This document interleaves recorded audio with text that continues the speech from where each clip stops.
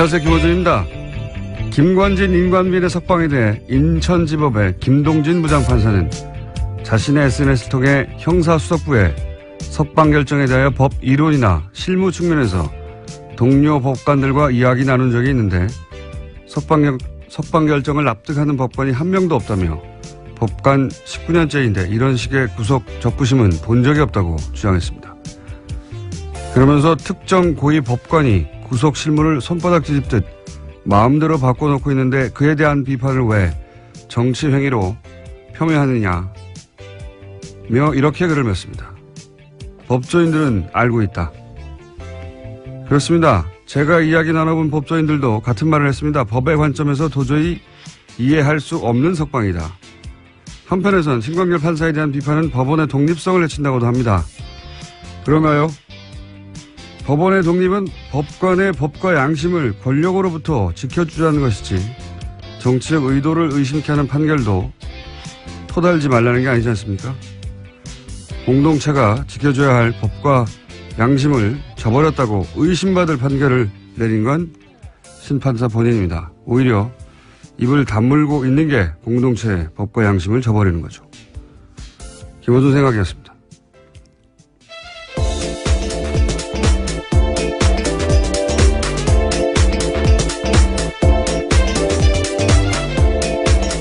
시사인의 김은지입니다. 자, 월요일이니까 뭐가 많겠죠? 네, 뉴스가 많습니다. 뉴스가 많고, 예, 오늘 미니도 있고 게스트도 많습니다. 자, 오늘 속도를 좀 빨리 해서 달려가 보죠. 첫 번째 뉴스는 뭡니까? 네, 어제 사고가 있었습니다. 인천 영흥도 인근 해상에서 낚싯배가 급유선과 부딪힌 뒤 전복되는 사고가 있었는데요. 배에 탄 22명 중 13명이 숨졌습니다. 그리고 2명이 현재 실종 상태인데 밤새 실종자 수색에 나섰지만 아직까지 찾고 있지 못하고 있습니다. 해경은 어제 충돌 선박 선장과 선원 2명을 업무상 과실치사 혐의로 긴급 체포했습니다. 세월호 때와 이제 대처를 비교하려는 어쩔 수 없는, 예, 기자들의 어떤 속성 때문에 관련 뉴스가 굉장히 많을 수밖에 없는 뉴스예요. 예. 뭐 정상적인 정부라면 사실은 다를 수밖에 없고 대처가 문재인 정부의 대처가 좀 특별할 건 없다고 보는데 저는 정상적이라면 다 이렇게 했었어야 되니까. 근데 이제 거꾸로 문재인 정부에서 대처하는 걸 보니까 다시 박근혜 정부 때 안 했던 게 눈에 띕니다. 예, 이 뉴스를 보니까. 가장 먼저 눈에 띄는 게 해군 투입이에요, 해군 투입.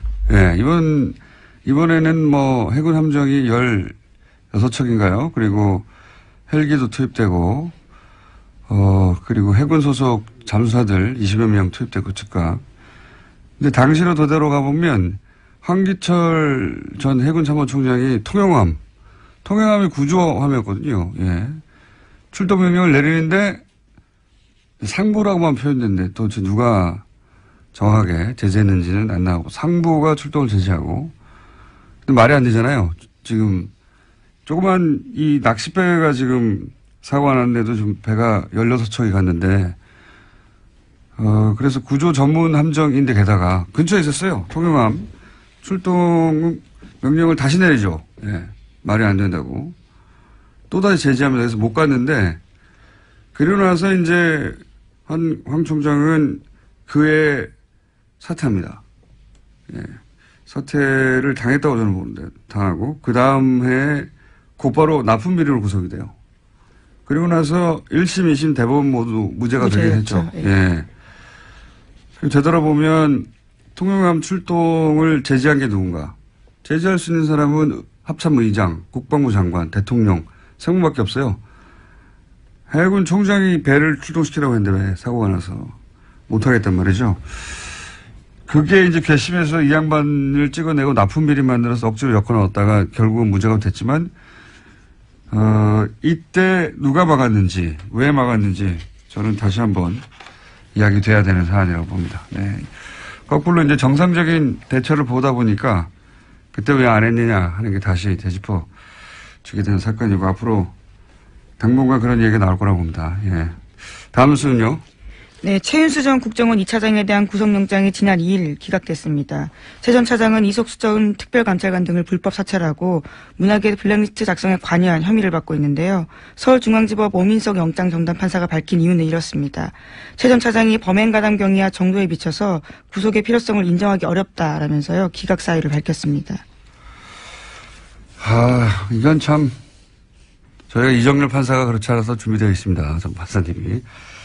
이건 이제 이석수 전 특별감찰관이 뒷조사를 당한 건 명백하단 말이죠. 그래서 뒷조사를 한 내용을 우병우 수석에게 전달한 추 전 국장은 구속됐어요. 이 일로. 네, 심지어 추 전 국장 같은 경우에는요. 검찰 조사에서 이러한 불만을 말하기도 했다라고 채널A가 보도하고 있는데 추 전 국장은 청와대 보고는 상관의 지시에 따른 거였다라고 인정하면서 자기가 범죄를 저지른 거면 이를 지시한 최윤수 전 차장도 범죄자다 이렇게 이야기하고 있다고 합니다. 너무 당연하죠. 자기 보고 그걸 하라고 시킨 사람은 구속이 안 된 거 아니에요. 자기는 그 일을 했을 뿐인데 이게 이제 이 영장은 결국은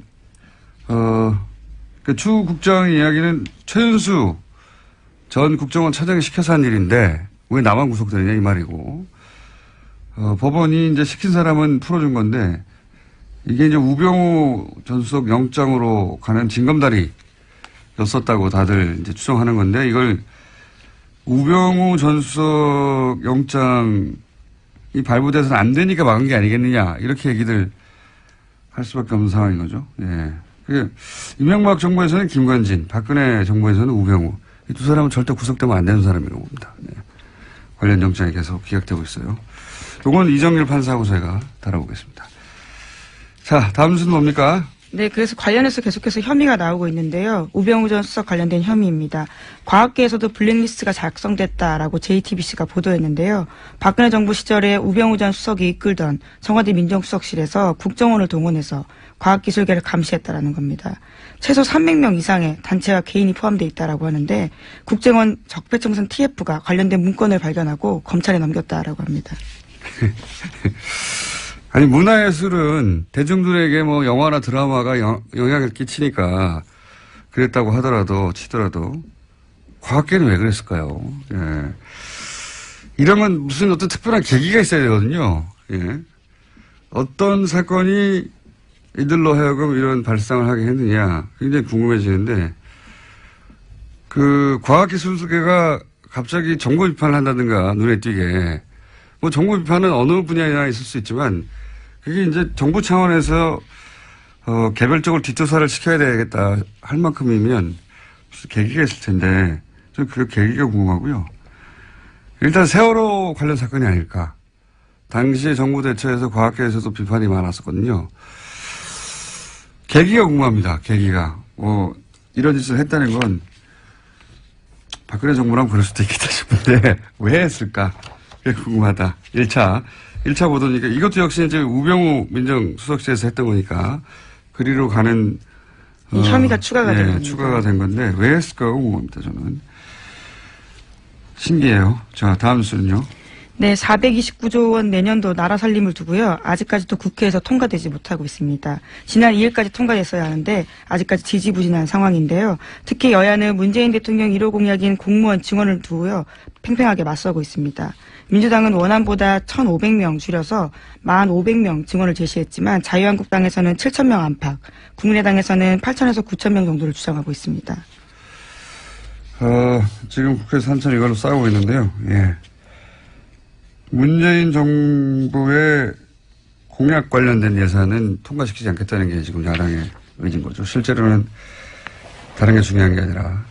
요 문제는 저희가 3부에서 정창수 나라살림연구소장, 예산만 20년간 파온 분입니다. 그래서 뭐가 잘못됐는지 따져보기로 하고요. 그리고 지난 주말에 그 SNS, 제가 오프닝에서도 잠깐 얘기했지만, 김동진 판사. 예. 굉장히 화제였어요. 관련 뉴스가 많이 있죠. 이것도. 네, 김관진 전 장관 등 구속 적부심을 통해서 석방에 잇따라 되자요. 여기에 대해서 현직 부장판사가 공개적으로 비판을 해서 화제가 되고 있습니다. 아까 말씀하신 것처럼 자신도 법관 생활이 19년째인데 구속 적부심에서 이런 식으로 하는 것은 본 적이 없다. 이렇게 지적하고 있는데요. 김 부장판사 같은 경우에는 과거의 원세훈 전 원장 판결에 대해서도요. 비판을 한 바가 있습니다. 본 적이 있다는 법조인들 제가 본 적이 없어요. 저도 궁금해서 물어봤는데, 이제 승광열 판사를 비판하는 거는 이제 정치적 비판이라고도 보수 매체에서도 하는데, 이 석방 자체가 정치적인 거죠, 사실은. 석방 자체가. 그리고 이제 김동진 판사 페이스북 발언에 대해서 비판이 있어요. 법관은 판결로 말해야 되지 않느냐. 법관이 맡은 개별 사건에 대해서는 판결문을 쓰니까, 그때 이제 판결로 하고 싶은 말을 하죠. 근데, 임관빈 석방처럼, 굉장히 중대한 정치 범죄인데, 그걸 밝히는데 가장 중요한 피의자 2명을 풀어줬단 말이죠. 이런 경우 내 판결이 아니니까 아무 말도 하면 안 된다는 거잖아요. 지금 김동진 판사의 비판은, 대한 비판은. 그러니까 어떤 판결에 대해서 아무도 어떤 말도 하면 안 된다. 이걸 법관 독립이라고 얘기하는데 저는 이게 말이 안 된다고 보는 게 법관 독립이 어떤 판결에 대해서도 누구도 어떤 말도 하면 안 된다. 이 말이 아니잖아요. 이 말이 아니라 예전에 이제 법관 판결에 이제 권력이 어떤 영향력을 행사해 왔기 때문에 그걸 못하게 그런 영향력을 행사해서는 안 된다. 법관은 독립되어야 된다는 이야기인데 이 신광열 판사의 석방은 법과 양심이 아닌 다른 이유로 그런 석방을 했지 않겠느냐. 이런 의심을 하는 거거든요. 그러니까 끊임없이 문제제기를 거꾸로 해야 돼요. 그게 법관이 법과 양심이 아닌 다른 이유로 판결했다고 의심이 되면 그런 거 아니냐고 계속 이야기를 해야 그게 사회적인 압력이 되고 그래서 오히려 그게 사법부의 독립을 지키는 거죠. 예. 석방이 이상하다 계속 떠들어야 되는 사건인 겁니다.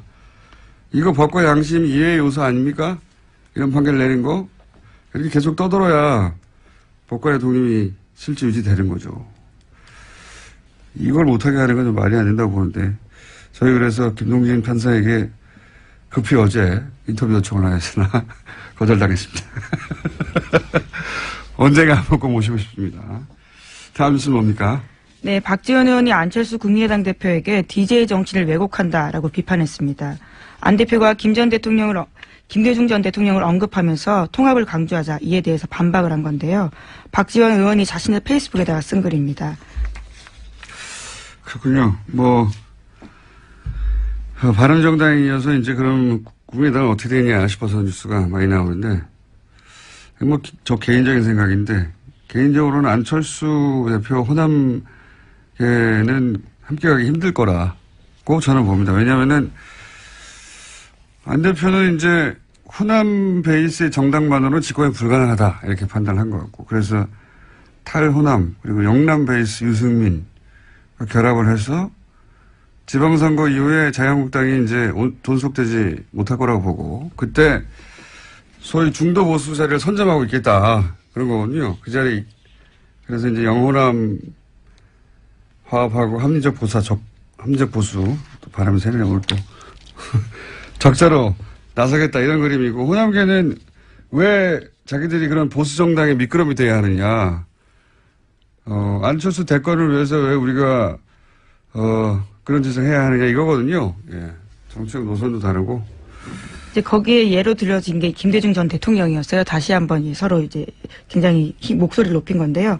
특히나 안철수 대표 같은 경우에는 당내 김대중 전 대통령과 정치한 사람이 많은데 수건이 남북통일 아니었냐라면서 영호남 통합도 못하면서 남북통일 어떻게 하냐 이렇게까지 이야기했습니다. 그러니까요. 서로 말로 싸우고 있는데 결국은 헤어지게 되지 않겠는가. 호남계 쪽에서는 이제 안철수 대권을 위해서 희생할 생각이 없다 이런 거거든요. 예. 노선도 다르고 안철수가 그만의 인물도 아니다 이런 이야기를 하기 시작한 거죠. 예. 언제 어떻게 어떤 모양으로 헤어지냐 그것만 남은 거죠. 사실 근데 정치는 그게 전부예요. 타이밍과 명분. 시간이 벌써 다 됐네요. 이정렬 판사 기다리고 있는데 자 제목만 짚고 몇 가지 넘어가죠. 네, 그러면 트럼프 소식부터 먼저 전해드리겠습니다. 트럼프 소식. 네. 네. 마이클 플린 전 백악관 국가안보보좌관이 러시아 게이트 특검 수사에서 유죄를 인정했습니다.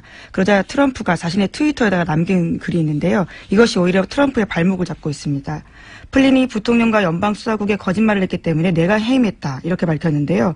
오히려 불합법적인 행동을 했는데 유죄를 인정받고 죄송합니다.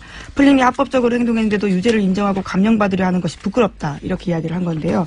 그러니까 오히려 사법방해죄가 되는 게 아니냐라는 논란이 일고 있습니다. 이거 그냥 넘어가려고 그랬는데 시간이 짧아서 잠깐 얘기하고 넘어가야 되겠네. 이제 트럼프의 트위터가 이런 얘기거든요. 플린을 해고한 이유는 그가 거짓말했기 때문이다. 인수위 기간, 이제 미국 대통령 인수위 기간에 있었던 일은 합법적이었다. 이렇게 썼어요. 이게 아주 이상한 논리인데 이 기사만 봐서는 도대체 무슨 말인지 잘 모르게 기사를 썼어요. 보니까 저도 봤는데. 마이클 플린 국가안보보좌관인데 플리바게를 했습니다. 플리바게라는 게 이제 내 죄에 있으니까 죄 있다는 거 인정할 테니까 형량 좀 낮춰줘. 뭐 이런 플리바게를 했는데 그 말은 무슨 말이냐면 그 인수위 기간에 트럼프가 합법적으로 했던 그 기간에 불법적인 일을 했다는 거거든요.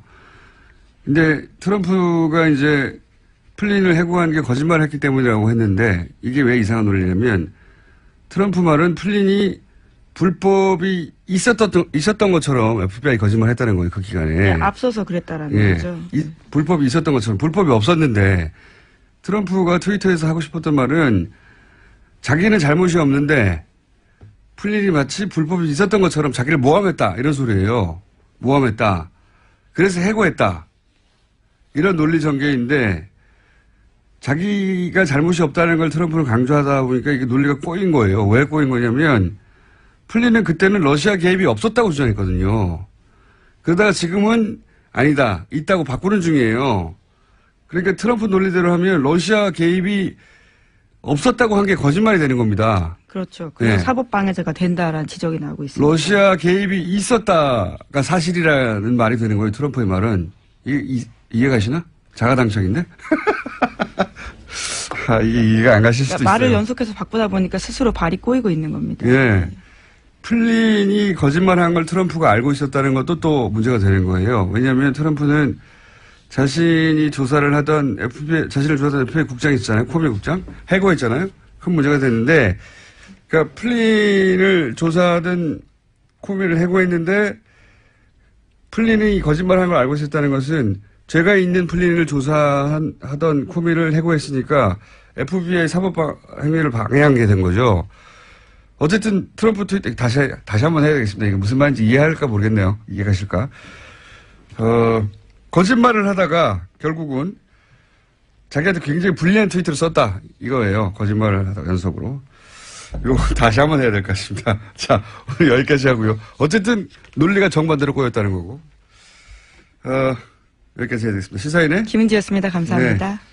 바로 이어서 이정열 전 영장 해설 전담 판사 연결됐습니다. 안녕하십니까? 네, 안녕하세요, 공장장님. 네. 월요일이라 말을 꼬이고 혀도 꼬이고 하고 있는 와중인데. 아니요. 자, 알아들었습니다. 알아들으셨어요? 네. 네, 이 말은 나는 똑똑하다 이 말이죠. 아이, 무슨 말씀.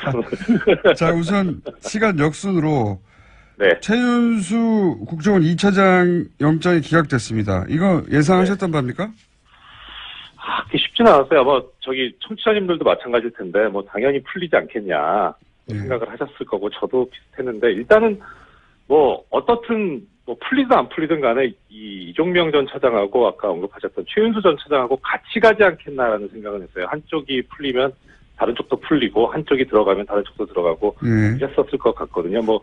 얘기 들어보면은 또 이런 말씀하시는 분들도 계시더라고요. 이 김관진 전 장관이나 임관빈 전 실장 같은 경우는 이제 종전에 그 이명박 박근혜 정권 때 무기거래 관련이 있는 사람들이라 입을 막을 필요가 있어 꼭 풀어줘야 되는데 지금 이 전 차장은 무기거래랑 관련이 없으니까 그냥 적부심에서 못 나오지 않겠냐 이런 얘기를 하시는 분들도 계시던데 아무튼 이제 구속되지 않겠나 싶었어요. 최 전 차장도 이종명 전 차장 적부심에서 못 나가니까.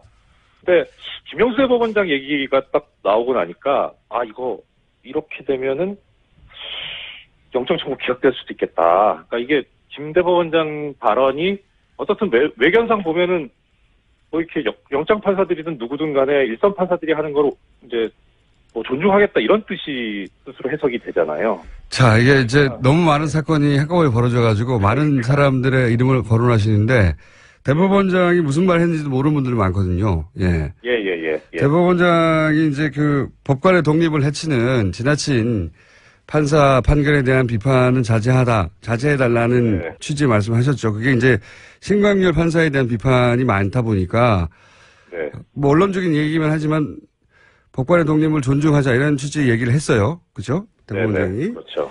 예. 예, 왜냐하면 최근에 이제 이런 영장 기각이나 또는 뭐 구속 적부심을 통한 석방에 대해서 워낙 비판이 많으니까요. 예. 이제 그 말씀을 듣고 또 이 최윤수 구속영장 기각시킬 때 부담을 덜고 기각을 시켜버리는 게 아닐까 이런 전망을 하셨다는 거죠.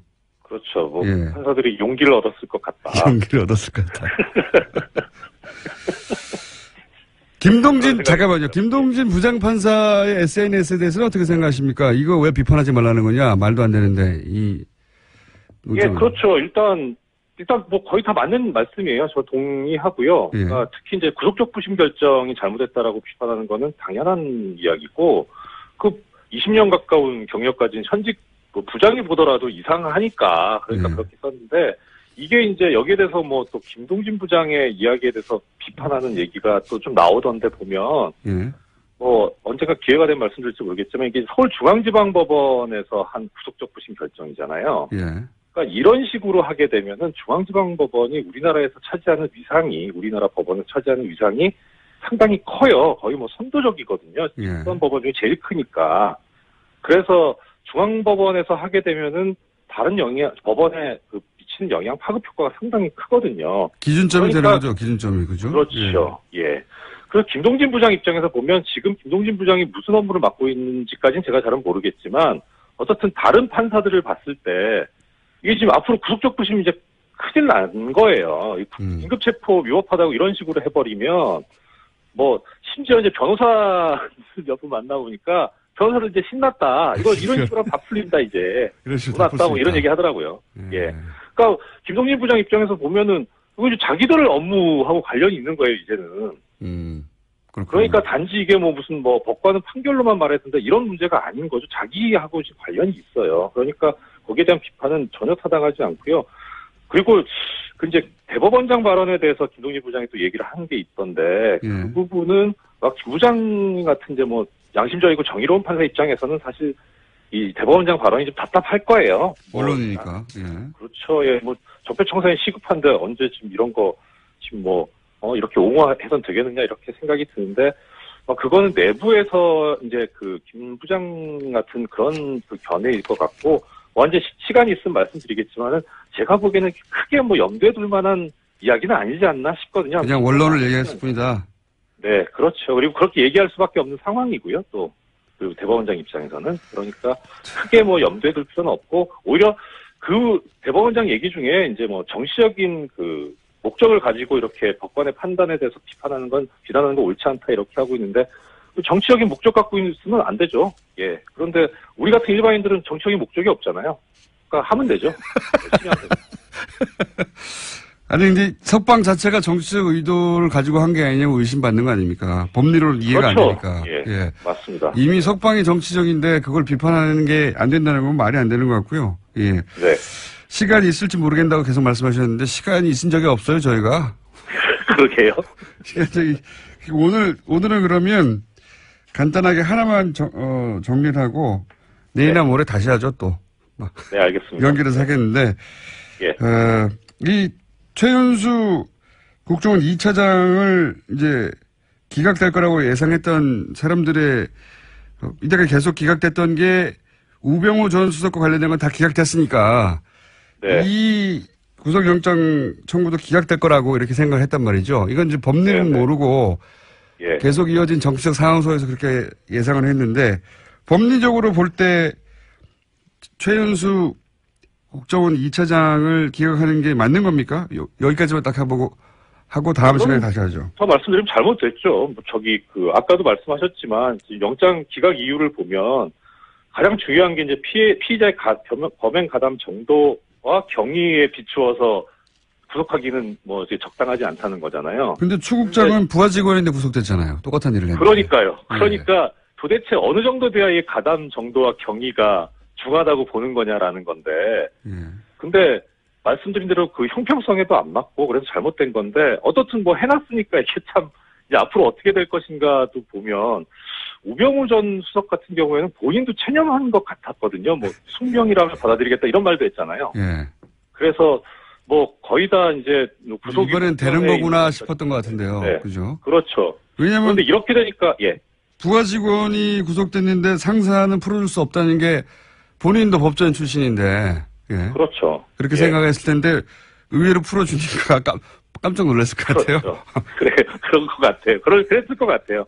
그래서 일단은 맞고 틀리고를 떠나서 이번 최 전 차장 영장 기각 결정만 놓고 본다면 이 가담 정도가 제일 높은 사람이 누구냐 했을 때 이걸 전부 다 박근혜 전 대통령한테 밀어버린다면 우 전 수석도 사실 또 영장 기각될 가능성이 있죠.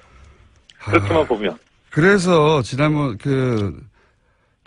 집행유예로 나왔던 이영선 그렇죠. 이영선 행정관이 집행유예로 나와버렸잖아요. 실형 1년 있다가 집행유예로 나왔는데 그때 논리가 결국은 다 대통령 지시에 따랐기 때문에 집행유예로 풀려났거든요. 그런 논리로. 그렇죠. 그래서 그거 보고 저는 걱정했어요. 다 이렇게 밀어버리지 않을까.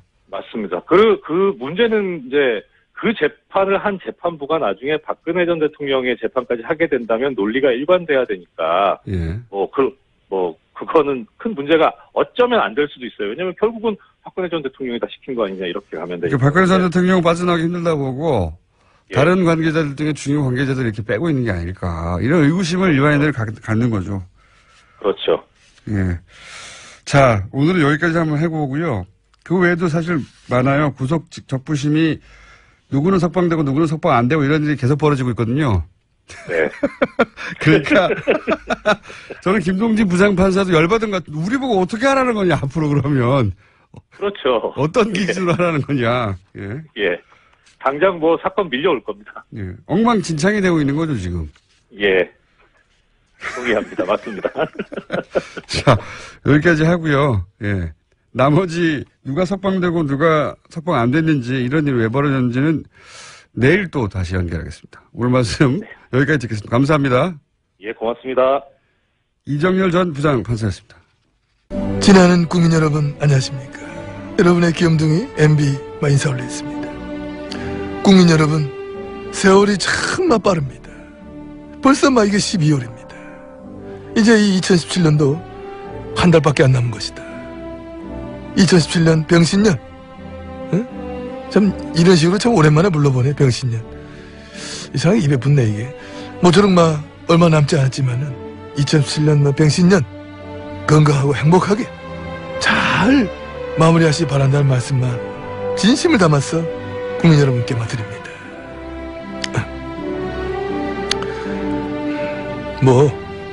끝났어. 뭘 더 말해. 뭔 얘기를 더 해. 진우야 끝났다고. 눈을 떼고 어떻게 쳐다보나? 아이고 참나. 됐다고. 나 이제 너 이제 안 키워줘. 내가 네 얘기는 자꾸 해줄 것 같아? 네 바라는 대로 안 해줘. 가보면 저때 은근히 나한테 기대한다니까. 진우 저거나 저 털보 저거 내가 키워놓은 거 아니야. 저 괜히 키워준 것 같아. 이제부터 난 너네 얘기 안 해. 내 얘기하면 네 뜬다고. 저것들 말이야. 내가 키워준 것도 모르고. 특히 털보 저거. 진우 너 마찬가지야. 눈 안 깔아?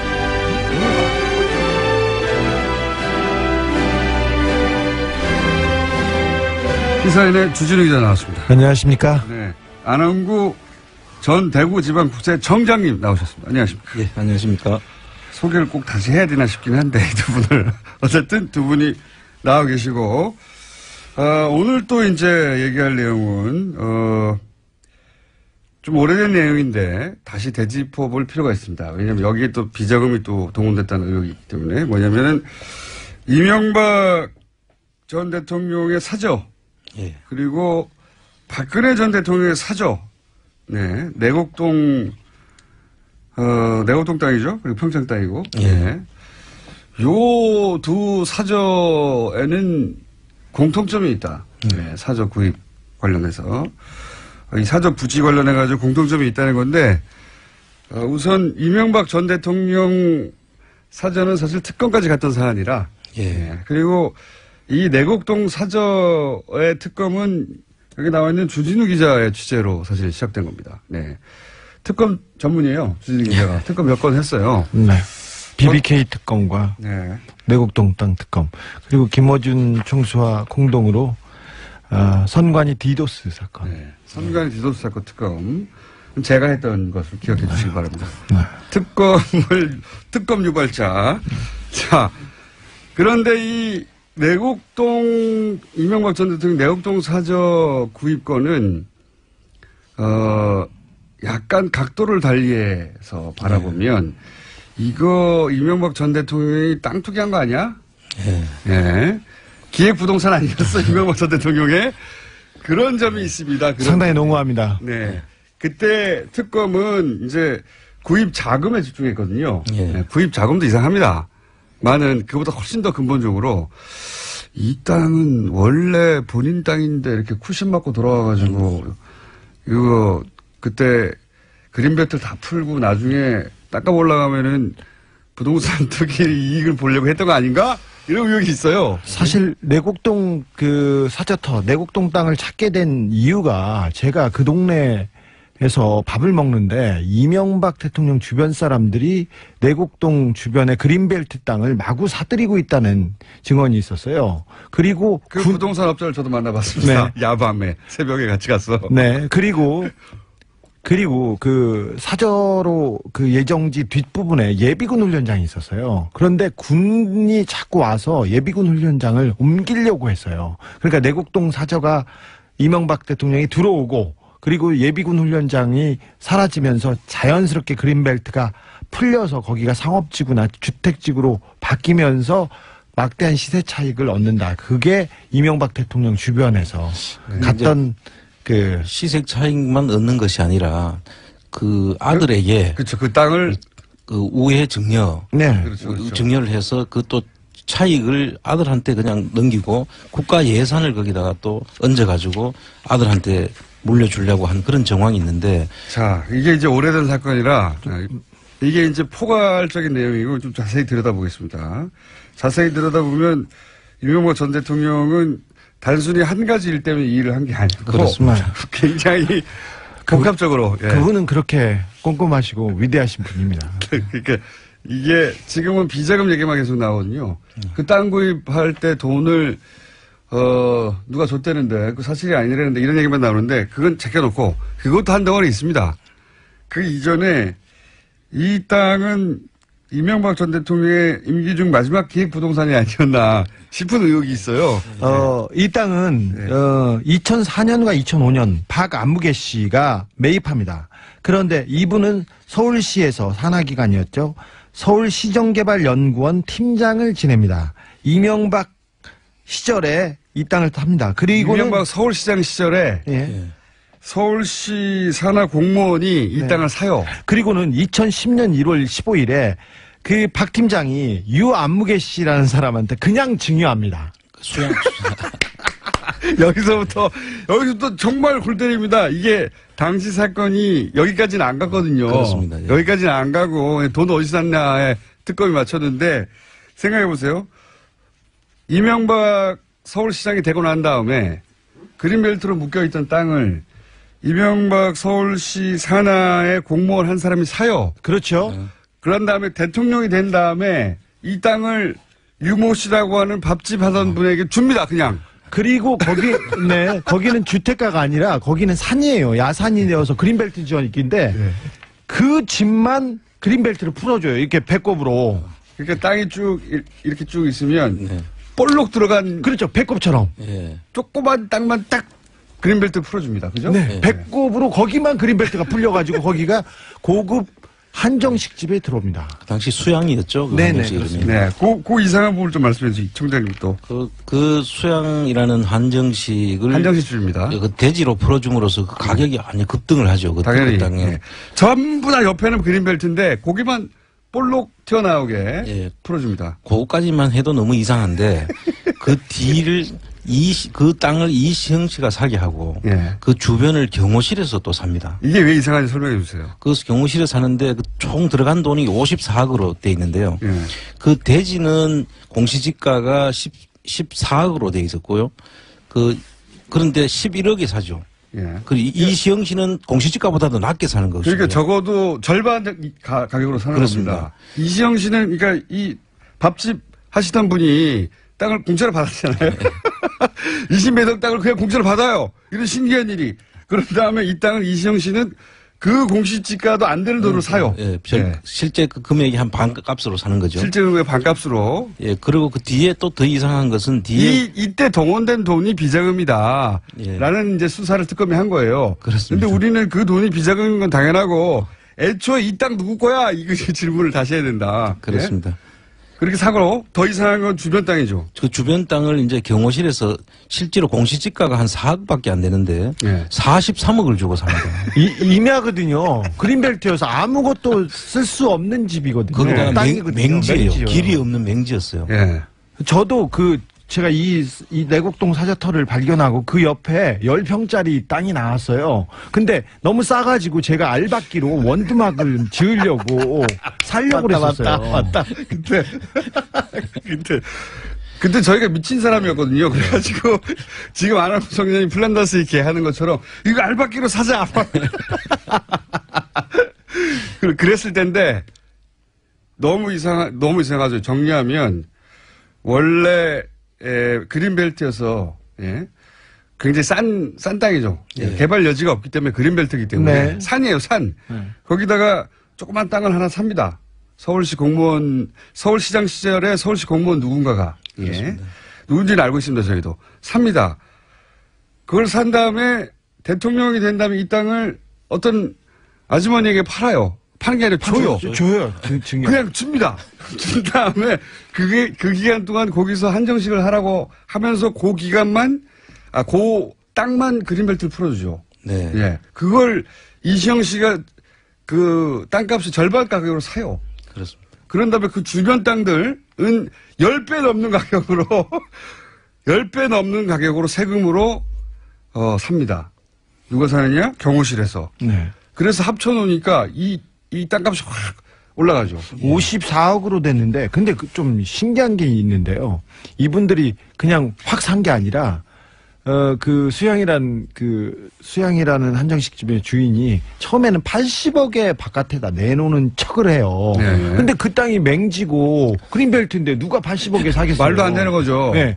액션을 스텝을 하나 취해놓고. 그걸 또 싸게 50억에 샀다고 이제 주장하거든요. 그렇죠. 그렇게 주장해요. 다 꼼꼼하게 절차는 이루어져요. 그리고 특검 시작하자마자 유모 씨는 도망을 갑니다. 아니, 유모 씨는 미국에서 아예 오지도 않았고요. 유모 씨는 수사 안 했어. 네. 이 땅 공짜로 받은 사람 왜 당신은 공짜로 땅을 받았냐? 물어봐야 되는데. 특검에서 수사를 했는데 여기는 특검은 열심히 하려고 했어요. 근데 유모 씨는 전혀 귀국하지 않았고요. 유모 씨 딸하고 전화 통화가 됐는데요. 그 땅은 어떻게 됐어요? 그래서 끝났어요. 수사를 안 했어요, 이거는. 네. 이게 진짜 이상한 건 대목이거든요, 이 땅. 그 대목 이외에 또 한 가지 대목이 사실 대통령 그 사저에다가 경호동을 짓는 것은 네. 전직 대통령 예우에 관한 법률에 의해 가지고 짓지 않습니까? 그러면 그 대통령 대통령이기 때문에 짓는 거죠.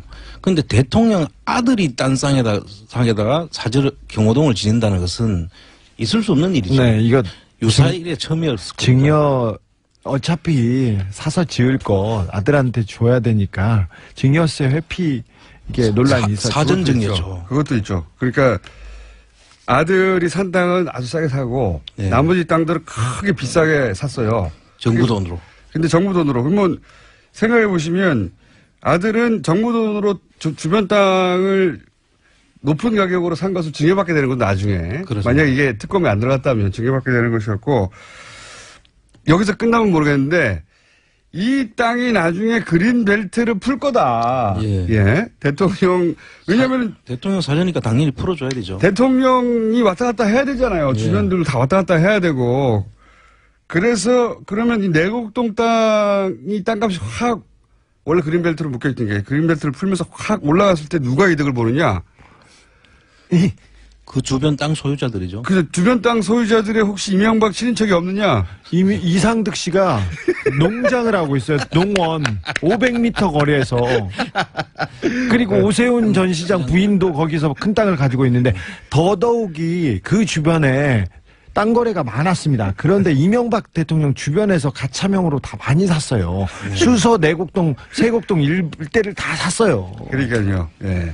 그래서 이렇게 보십시오. 하나는 아들에게 세금으로 집 좋은 걸 장만해서 물려준다는 게 그렇죠. 그런 계획이 하나 있고 그 다음에 그 땅의 그 가치를 높여가지고 이미 사 놓았던 그렇습니다. 가족들 친인척의 시세 차익을 크게 올린다는 계획 하나. 예? 근데 이게 언제부터 시작됐냐?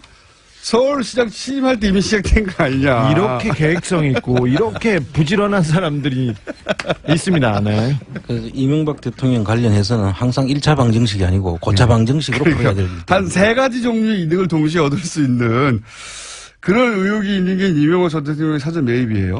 여기에 이제 물론 그 동원됐던 돈도 다 비자금이라고 하는 의혹들이 많죠.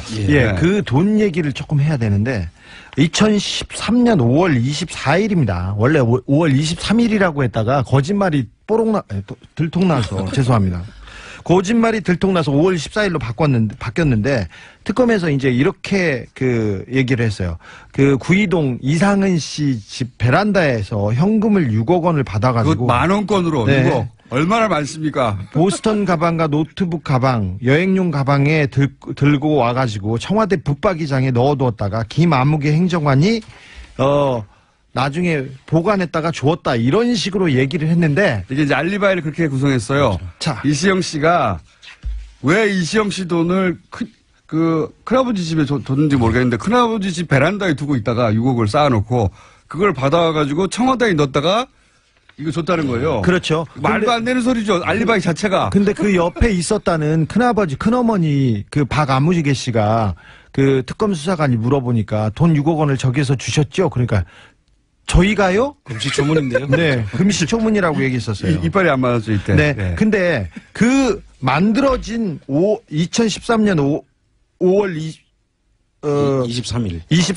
2013년입니까? 2011년 아닌가요? 2012년 23일. 별로 안 중요합니다. 네. 어쨌든 그런 날이 자, 있어요. 5월 24일 돈을 받았다는 그날, 이상은 씨가 베란다에서 돈을 줬다는 그날, 이상은 씨는 서울 구이동에 있지 않고 그때 경주에 있었어요. 그러니까. 예. 경주에 있었고, 이시영 씨, 이명박의 아들 이시영 씨도 그때 그 자리에 없었어요. 그 증언을. 돈을 준 사람과 받은 사람 둘 다 서울에 없었어요. 없었는데 그 증거를, 그 알리바이를 만들어 옵니다. 고속도로 통행증도 만들어 옵니다. 이 부분에 대한 증언과 증거는 차후에 저희가 공개하겠습니다. 이 당시 큰어머니가 저한테 받았대요? 이렇게 말해요. 예. 그 서울에 있었던 큰엄마는 준 적이 없다고 하고 줬다고 하는 큰아버지하고 받았다는 이시영 씨는 서울에 없었어요. 그 자리에 없었어요. 그래서 그 6억의 비자금 문제가 또 최근에 진선미 의원이 밝힌 힐스테이트 전세금 그 6억 4천입니까? 그거 저희가 다 해놨어요. 그때 몇 년 전에 저희가 다 했어요. 잠깐만요. 이거 이명박 대통령까지밖에 못했는데 거의 시간이 다 됐어. 오늘은 이야기를 마무리를 아니 해서 시작도 안 했는데 박근혜 대통령까지 못 갔는데 아니 시작도 안 했잖아요 지금. 박근혜 대통령까지 못 갔는데 3부에서 10분 저희가 더 하고 일단 박근혜 대통령 공통점까지는 얘기해야지 이게 마무리가 되는 거 아니겠습니까? 네. 주진우 기자, 안홍구 청장님 3부에서 10분 더 보겠습니다.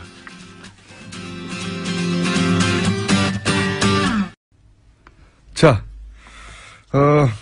2부에 이어서 저희가 이명박 박근혜 사저 매입에는 공통점이 있다는 주제로 2부에서 이명박 전 대통령 사저 매입과 관련한 이야기를 하다가 박근혜 전 대통령 들어가지도 못하고 끝나서 박근혜 전 대통령까지는 하고 끝내야 되겠어서 10분을 더 합니다. 앞부분을 2부를 잠깐 요약하면 이명박 전 대통령의 내곡동 사저 특검까지 했었죠. 이 사저의 부지는 이명박 전 대통령이 서울시장 시절에 서울시 공무원 모 씨가 이 땅을 삽니다. 예, 거기서부터 시작됩니다. 그리고 요 땅만, 이게 이제 산 바로 아래인데, 요 땅만 딱 잘라가지고 그린벨트를 서울시장 시절에 풀어줘요. 그리고 나서 이 땅을 유모 씨에게 이 서울시 공무원이 증여를 그냥 줍니다. 아무런 친인척 관계도 아닌데 땅을 공지시가만 해도 10억이 넘는 땅을 그냥 증여를 해버려요. 그리고 나서 이 땅에서 식당을 쭉 하다가 이명박 대통령 임기 말에 이 땅을 이시영 씨가 삽니다. 시세의 절반도 안 되는 가격으로 삽니다. 사는데 살 때 동원했던 돈이 이제 비자금이다 하는 게 특검의 내용이었고 저희는 그 내용이 아니라 이 땅이 애초부터 차명 보유됐던 거 아닐까라는 의혹을 가지고 있어요. 아예 이명박 전 대통령의 차명으로 그 땅을 보유하고 있다가 나중에 사저로 이 땅을 세금을 동원해서 매입한 게 아닌가 여러 가지 이상한 과정을 통해서 중간에 가족도 아닌데 증여를 하는 부분도 굉장히 이상하고요. 이 유모 씨는 특검에서 조사를 안 했어요. 미국으로 가버려가지고. 그래서 애초에 차명 땅을 그렇게 대통령 임기 말에 소위 이제 기획부동산으로 아들에게 세금을 통해서 물려주려고 한 거 아닌가. 대통령 사전인데 이 얘기를 한참 했죠. 한참 했는데 이제 박근혜 전 대통령의 이제 평창동 케이스도 유사하다. 어떤 점 유사한지 좀 설명해 주시죠. 간단하게. 이제 강원 평창군의 용평면 도사리에 있는 땅인데요. 최초에는 그 땅이 한 7만 평 되는데 그 땅을 최초에는 그 정윤회와 최순실 양 사람 명의로 정윤회가 3, 그다음 최순실 7이었던 그 지분 구조를 가지고 도입했던 거죠. 이게 이제 박근혜 전 대통령의 땅이 아니었던 공통점 그리고 주변인의 소유를 있었던 거죠 지금. 그렇습니다. 그런데 그 땅을 이제 정윤회 씨와 그 최순실 씨가 이혼을 하면서 정윤회 씨가 가지고 있던 사물 전부 다 정유라 씨한테 주죠. 예. 그리고 최순실 씨가 가지고 있던 70% 중에서 20%를 또 정유라한테 줘가지고 정유라와 최순실 씨가 5대5로 이걸 소유하고 있는 땅인데 그 JTBC에서 한번 밝혔지만 유상영 씨라는 그 최순실 씨 그 일 봐주던 친구가 있지 않습니까? 일 봐주는 사람으로 최순실한테 마지막까지 남아있던 사람이 유상영, 김수현이라는 사람인데 그 중에서는 그래도 머리를 조금 썼던 사람입니다. 그러니까 검찰 수사에 대해서 수사 내용을 파악해서 파악이 아니라 누가 검찰에서 유상영한테 보고했어요. 그래서 유상영이 그 최순실한테 보고하는 내용들이 휴대폰 메시지에 그대로 남아 있었던 그런 인물입니다. 그 사람은 또 뭐 잠깐 설명하면 스포츠 사업을 가지고 돈을 만드는 역할을 그 사람 머리에서 다 나온 거예요. 보니까. 보고서를 쓰기도 했는데 일반인이 보기에도 굉장히 허접한 좀 되게 부족한 사람이에요. 그런데 어쨌든 최순실 씨 주변에서는 브레인으로 통했습니다. 그 사람 말에 의하면은 그 평창군의 그 도사리 땅을 거기다가 박근혜 씨의 그 퇴임 후에 사저를 아방궁으로 짓겠다 하는 그런 계획을 가지고 자기가 거기를 드나들었다라고 하는 진술이 있죠. 아방궁 계획이라고. 아방궁이라는 표현은 그분이 유상영 씨가 한 말입니다. 그렇습니다. 저희가 표현한 게 아니라. 이분은 아방궁의 의미를 잘 모를 거예요. 단어를. 그 정도 수준인데 아무튼 크게 짓겠다는 생각이었나 보죠. 네네. 크고 화려하게 짓는다는 것을 그렇게 표현했죠. 사절. 네, 여기서 이제 공통점을 이제 정리해 주시면요. 이제 공통점을 보면 첫째는 원래 그 대통령 사전은 대통령이 대통령 땅에다가 지어주는 거죠. 원래. 네. 근데 이걸 보면은 그 정유라와 최순실 땅에다가 대통령 사저를 짓겠다는 것입니다. 이 이명박 전 대통령도 마찬가지입니다. 그렇습니다. 예, 다른 사람이 소유하고 있던 땅을 아들이 사서 지금 그렇습니다. 거기다 짓겠다고 한 거였죠. 그럼 사저를. 경호동이 들어오게 되고 그 땅들이 다 그린벨트로 되어 있는 목장지 용지였지 않습니까? 네, 목장지 임야. 그걸 다 이제 풀 수밖에 없죠. 대지로. 양쪽 다 그린벨트였던 걸 풀게 되는 거죠. 예. 예. 그리고 진입도로라든지 예. 그동안에 거의 뭐 임목도로 정도 나와 있던 것을 임도 정도를 예. 다 도로를 완전히 다 뚫어야 되지 않겠습니까? 그린벨트였으니까 차도가 없었을 거 아닙니까, 당연히. 예. 못 짓게 하니까. 근데 이제 사저가 들어가면 거기에 정식으로 도로가 나죠. 예. 네. 그럼 그 주변 땅들은 급상승을 하게 되죠. 가격이. 예. 예. 그래 7만 평이나 되는 땅들에 대한 가치 상승이 지금 그 이시영 씨가 내곡동 내곡동 땅을 한 거하고 똑같은 그런 결과를. 근데 지금 가져가죠. 이제 내곡동 땅을 그때 사저로 이제 결국 진행을 했었으면 내곡동 땅 주변 땅을 소유하고 있던 이명박 전 대통령의 인척이 소유하고 있는 땅들 가치가 급상승했겠죠. 그래서 이제 부동산의 이득을 볼 상황이었는데 박근혜 전 대통령 케이스도 마찬가지였던 거죠. 예. 최순실 씨가 그 주변 땅들을 소유하고 있었지 않습니까? 그렇습니다. 예. 그래서 이제 지가가 또 상승하게 되는 거죠. 예. 그런 곳에 지으려고 했고 예. 또 하나의 공통점이라고 한다면 다음 세대에게 세금으로 그 땅의 가치를 물려주는. 예. 세금 없이 원래 세금 없이 참 사전 상속이라든지 상속세를 물고 사실 주는 게 맞는데 네. 그 땅 위에다가 건물을 지어 가지고 그 모든 혜택들이 다 땅 주인한테 돌아가게 돼 있지 않습니까? 그런데 땅 주인은 이시영 씨가 있었고 예. 이 경우에는 정윤아 예. 씨가 있었던 거죠. 예. 아주 이상한 거죠. 정윤아 씨가 딸은 아니지만 어쨌든 다음 세대에게 그 가치가 물려지는 상황. 예. 그런 공통점이 있다고 간략하게 정리를 할 수 있습니다. 네. 그런데 그 땅을 가지고 또 사건이 한 번 있죠. 당시에 외환은행 네. 그 이상화 씨를 통해 가지고 예. 스탠딩 LC라는 한국 땅을 담보로 해서 그 땅으로도 연결되네요. 그 땅하고 담보로 해서 독일에서 돈을 5억을 빌리죠. 예. 이거 이제 여러 번 얘기했었는데 간단 요약하면은 원래 이제 무역회사한테나 주는 LC를 예. 정유라라고 하는 10대에게 독일에서 대출받도록 과정을 봐준 예. 그때 담보로 제공된 땅이 이 땅이었습니다. 예.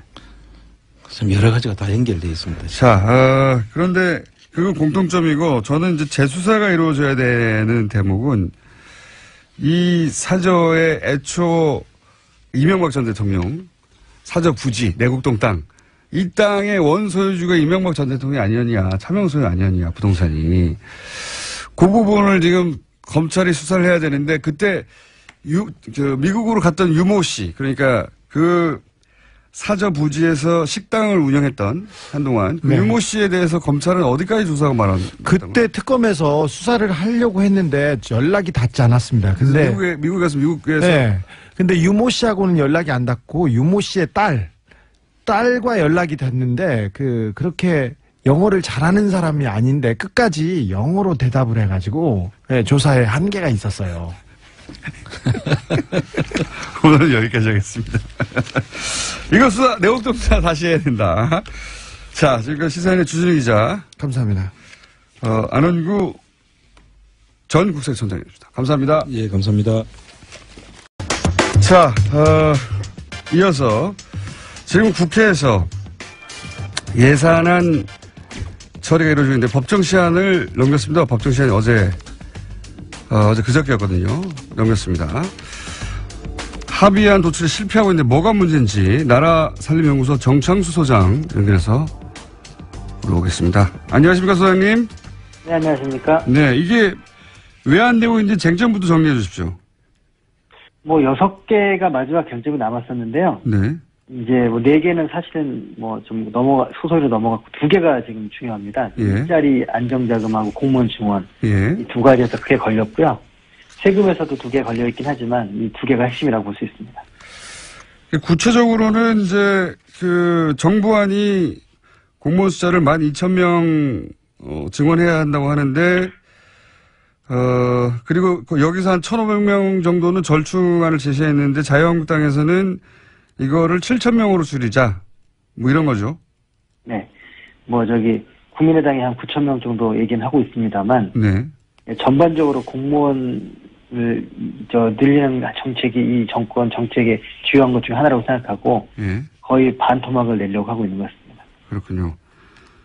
공무원 증원, 그 다음에 이제 공공부문 일자리. 그러니까 이게 결국은 다 문재인 정부가 첫 번째 공약으로 내세운 부문의 예산인데, 예. 그거를 정부에서는 최대한 원안에 가깝게 가져가겠다는 거고, 야당에서는 절반 이하로 치겠다는 거고, 뭐 이런 거죠. 예. 그래서 맞습니다. 합의가 안 되고 있는 거고, 그리고 자유한국당에서 특히 대폭 삭감을 주장하는 부분도 어떤 게 있습니까?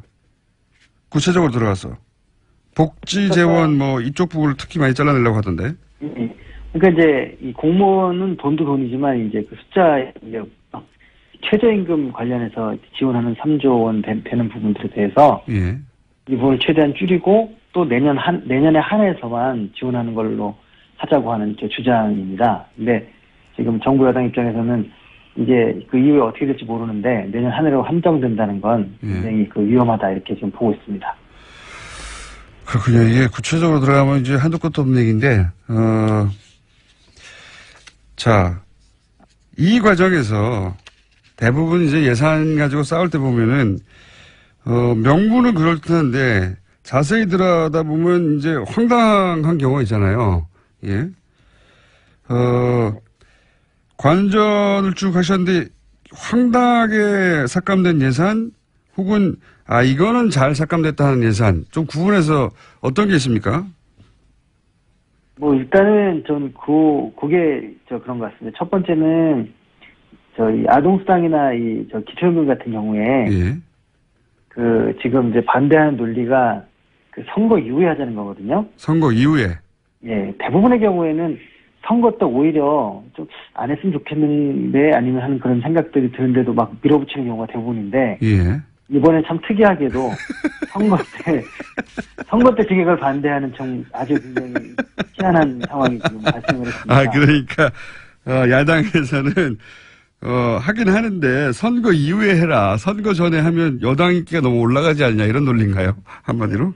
근데 납득할 수 없는 것은 이분들이 대선 때 공약을 냈던 거거든요, 다. 물론 대부분 경우 반대하는 게 지금 야당에서 반대하는 게 자기들도 다 찬성했던 것들입니다, 사실. 예. 찬성했던 거니까 이왕할 거 예. 또 이 원론적으로 반대하지 않는다면 미리 하고 자기들도 참여해서 했다고 자랑을 하면 될 텐데 네. 굉장히 좀 분위기가 이상한 것 같고요. 그게 6월 지방선거 이후에 지급하라. 네. 그것도 이제 7월에 하겠다, 여당이 그러니까. 네. 그럼 선거 바로 직후에 하면 선거 때 분위기가 타니까 10월 이후로 하자. 뭐 이런 지금 주장을 하고 있습니다. 그러니까 지급 자체를 반대하는 건 아니고 그 시기를 딱 찍어서 지방선거 이후에 지급해라. 예. 네. 과거에 여당 야당이 반대였을 때는 예. 오히려 야당들이 그 주장을 하고 예. 여당이 막 반대하다가 어쩔 수 없이 따라가고 이런 거였는데 예. 이번은 정반대가 된 상황이 됐습니다. 그래도 이거 너무 속보이네요. 지방선거 이후에 지급하라고 하는 건. 아무튼 제가 볼 땐 저희 헌정사상 참 이런 경우 드문 일이어서 한번 기록을 꼭 해놔야 될 것 같습니다. 그러니까 선거 때문에 선진성 정책이라고 비판하는 경우는 있었는데, 예, 선거 때문에 이걸 하지 말라고 야당에서 주장하는 거 제가 처음 본 것 같긴 합니다. 그리고 여당이 주장한 걸 더 플러스 알파 해가지고 하는 경우는 대부분 있었죠. 재미있는, 이게 기억에 남으시고, 또 다른 게 있습니까? 네, 또 하나는 이제 황당 삭감 중에서 예. 몰카나 이제 디지털 성범죄를 대비한 예산이 있었어요. 네.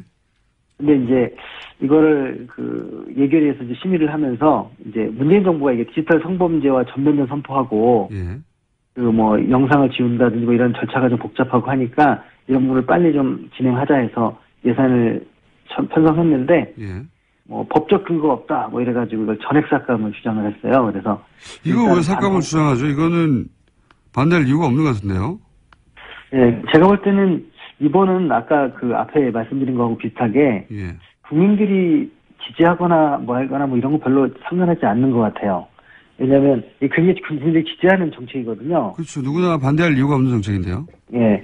근데 이게 이제 공약이 들어있다는 이유만으로 아마 반대하는 것 같습니다. 이번에 보면 보류한 건이 161개였는데 전체적으로 예. 그 중에 69개, 한 41% 정도가 대통령 공약 예산을 지금 반대를 하고 있거든요. 저도 그거는 이제 공약에 들어갔던 건 다 반대하는 거 아닙니까, 지금 대부분? 예. 그 차원에서 이것도 반대를 하는 이제 그런 것입니다. 그렇게밖에 없지만. 예, 그렇게밖에 생각될 수가 없다. 그러니까 예. 디지털 성범죄 예산인데 이거는 사실 여야 가릴 것 없이 그 반대할 이유가 없는데 이게 삭감이 됐는데 그건 아무리 봐도 청량님 보시기에 이건 공약에 들어가 있어 반대한 것 같다. 예. 그 법안이 없어도 진행할 수 있다는 게 정부 주장이고, 예. 설사 법적 근거가 필요하다면 법을 만들면 되죠. 그렇죠. 예. 예. 사업 자체를 반대하는 건 납득할 수가 없고요. 예. 그다음에 또 하나가 이제 버스 와이파이 예산인데요. 이게 좀 더 황당한 얘기입니다. 버스에서도 와이파이를 쓰게 하자는 거죠, 지금. 예. 예. 그래서 이제 너무 이제 비싼 우리 통신료 내고 핸드폰 사용하고 하기 때문에 이거를 좀 특히 버스 정도에서는 좀 해주면 네네. 도움이 될 거라는 여론이 많아서 이것도 공약 예산인데요. 네. 그런데 이제 이 야당 쪽에서는 버스 회사에 보조금 줄 근거가 없다. 이제 뭐 그런 주장이에요. 이게 이제 지자체 업무기 때문에 안 된다 이런 얘기인데. 예. 근데 이제 이거는 뭐 저도 알고 있는데 이미 지자체 버스 같은 거 사주구까지 있거든요. 버스는 공공이라고 해가지고 예. 엄청나게 지원이 많지 않습니까? 예, 중앙정부를 아예 사주거든요. 예. 이게 도대체 저는 이게 납득이 안 되는 그런 주장을 하고 있고요. 이제 그런데 거기에 나온 얘기가 더 이제 재밌는 얘기가 많은데 뭐냐면 이게 그 속기록에 보면 예. 왜 반대하는지 이유가 나와요. 예.